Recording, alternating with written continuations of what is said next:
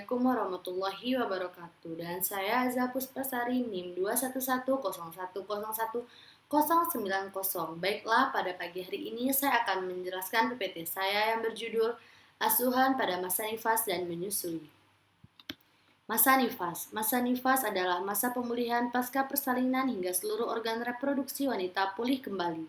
Sebelum kehamilan berikutnya, masa nifas ini berlangsung sekitar 6 sampai dengan 8 minggu pasca persalinan. Masa nifas dalam kurung puerperium adalah dimulai setelah plasenta lahir dan berakhir ketika alat-alat kandungan kembali seperti keadaan sebelum hamil. Masa nifas berlangsung kira-kira 6 minggu, akan tetapi seluruh alat genital baru pulih kembali seperti keadaan sebelum hamil dalam waktu 3 bulan. Masa nifas adalah masa segera setelah kelahiran sampai dengan 6 minggu. Selama masa ini, fisiologi saluran reproduktif kembali pada keadaan normal. Masa nifas dalam kurung puerperium adalah masa pulih kembali, mulai dari persalinan selesai sampai alat-alat kandungan kembali seperti prahamil. Lama masa nifas 6 sampai dengan 8 minggu. Masa puerperium atau masa nifas dimulai setelah persalinan selesai dan berakhir setelah kira-kira 6 minggu. Periode pasca partum dalam kurung puerperium adalah masa 6 minggu sejak bayi lahir. Tahapan pada masa nifas adalah 1. Periode immediate postpartum, masa segera setelah plasenta lahir sampai dengan 24 jam. Pada masa ini merupakan fase kritis, sering terjadi insiden pendarahan postpartum karena atonia uteri. Oleh karena itu, bidan perlu melakukan pemantauan secara kontinu yang meliputi kontraksi uterus, pengeluaran lokia, kandung kemih, tekanan darah, dan suhu. 2. Periode early postpartum dalam kurung lebih dari 24 jam sampai 1 minggu. Pada fase ini bidan memastikan evolusi uteri dalam keadaan normal, tidak ada pendarahan, lokia tidak berbau busuk, tidak demam. Ibu cukup mendapatkan makanan dan cairan serta ibu dapat menyusui dengan baik. 3. Periode late postpartum, lebih dari 1 minggu sampai dengan 6 minggu. Pada periode ini bidan tetap melakukan asuhan dan pemeriksaan sehari-hari serta konseling perencanaan KB. 4. Remote puerperium adalah waktu yang diperlukan untuk pulih dan sehat, terutama bila selama hamil atau bersalin memiliki penyulit atau komplikasi. Lingkup asuhan nifas atau postnatal. Masa nifas dalam kurung puerperium adalah masa setelah plasenta lahir hingga alat kandungan kembali seperti keadaan sebelum hamil dalam waktu kurang lebih 6 minggu. Bidan harus mengetahui tujuan pemberian asuhan kebidanan pada masa nifas. Adapun esensial asuhan masa nifas adalah sebagai berikut. 1. Menjaga kesehatan ibu dan bayinya baik fisik maupun psikologis, di mana dalam asuhan pada masa ini peranan keluarga sangat penting. Dengan pemberian nutrisi, dukungan psikologi, maka kesehatan ibu dan bayi selalu terjaga. 2.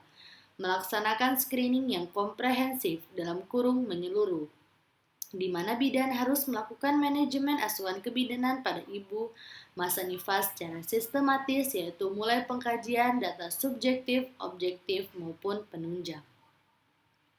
3. Setelah bidan melaksanakan pengkajian data, maka bidan harus menganalisa cara tersebut, sehingga tujuan asuhan masa nifas dapat mendeteksi masalah yang terjadi pada ibu dan bayi, merujuk bila terjadi komplikasi pada ibu dan bayinya, yakni setelah masalah ditemukan, maka bidan dapat langsung masuk ke langkah berikutnya, sehingga tujuan di atas dapat dilaksanakan.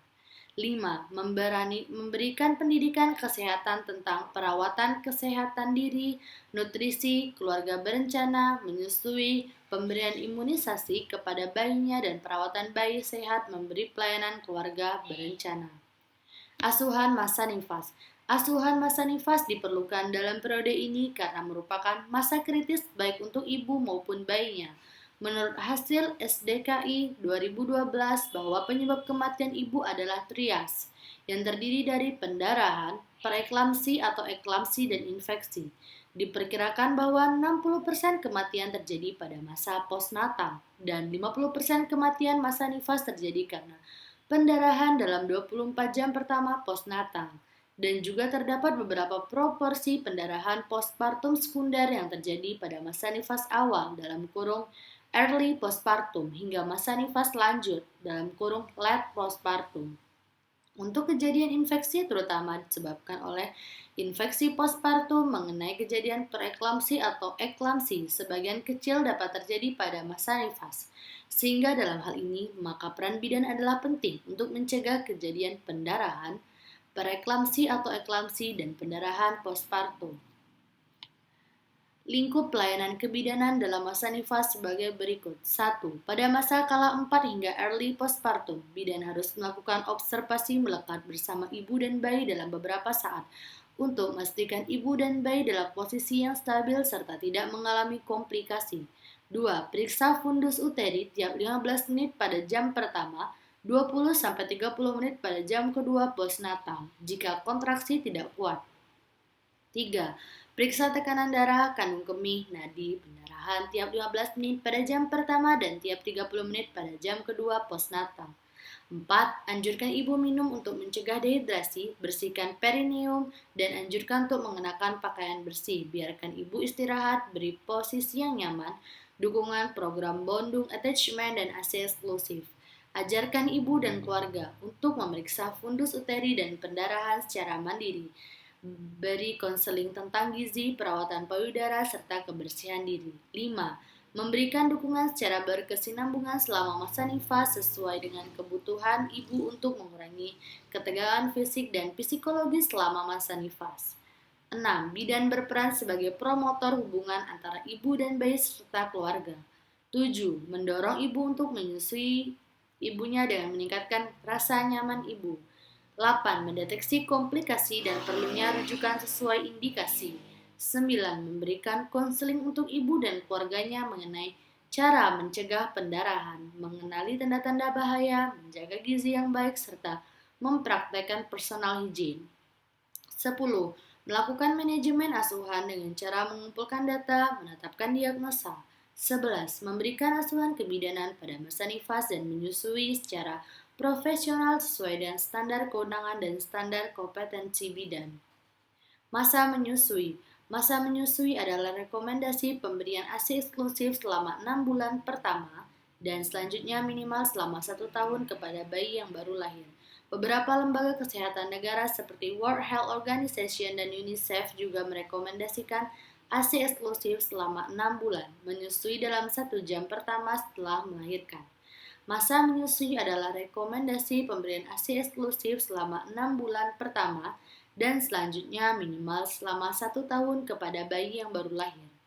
Bayi baru lahir sebaiknya disusui setiap 2-3 jam sampai bayi merasa puas. Setelah itu proses menyusui dilakukan minimal 5 menit pada masing-masing payudara. Pada hari pertama setelah melahirkan, setelahnya wanita hamil dapat meningkatkan frekuensi menyusui setiap hari sehingga dapat meningkatkan produksi ASI secara optimal. 10.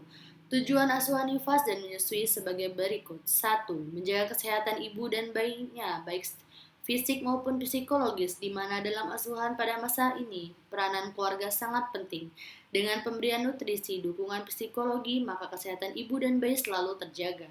2. Melakukan atau melaksanakan screening yang komprehensif dalam kurung menyeluruh, di mana bidan harus melakukan manajemen asuhan kebidanan pada ibu masa nifas secara sistematis, yaitu mulai pengkajian, interpretasi data, dan analisa masalah, perencanaan, penata laksanaan, dan evaluasi, sehingga dengan asuhan kebidanan masa nifas dan menyusui dapat mendeteksi secara dini penyulit maupun komplikasi yang terjadi pada ibu dan bayi.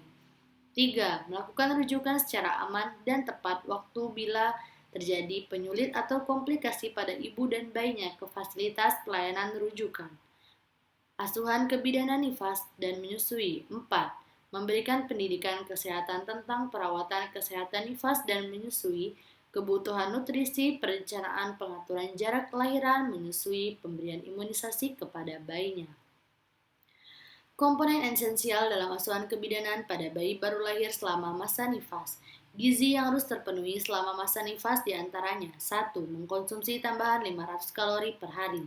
2. Diet seimbang dalam kurung cukup protein, mineral, dan vitamin.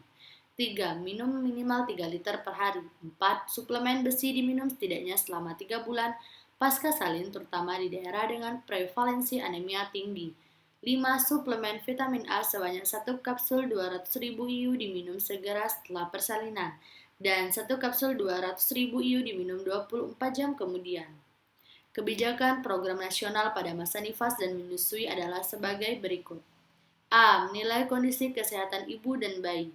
B. Melakukan pencegahan terhadap kemungkinan-kemungkinan adanya gangguan kesehatan ibu, nifas, dan bayinya. C. Mendeteksi adanya komplikasi atau masalah yang terjadi pada masa nifas. D. Menangani komplikasi atau masalah yang timbul dan mengganggu kesehatan ibu, nifas, maupun bayinya. 13. Daftar pustaka. 14. Terima kasih. Mungkin hanya ini yang dapat saya sampaikan. Jika dapat kurang, datangnya dari diri saya, dan jika dapat kelebihan, datangnya dari Allah Subhanahu wa Ta'ala. Wahai kalam, mari saya tutup dan mengucapkan wassalamualaikum warahmatullahi wabarakatuh.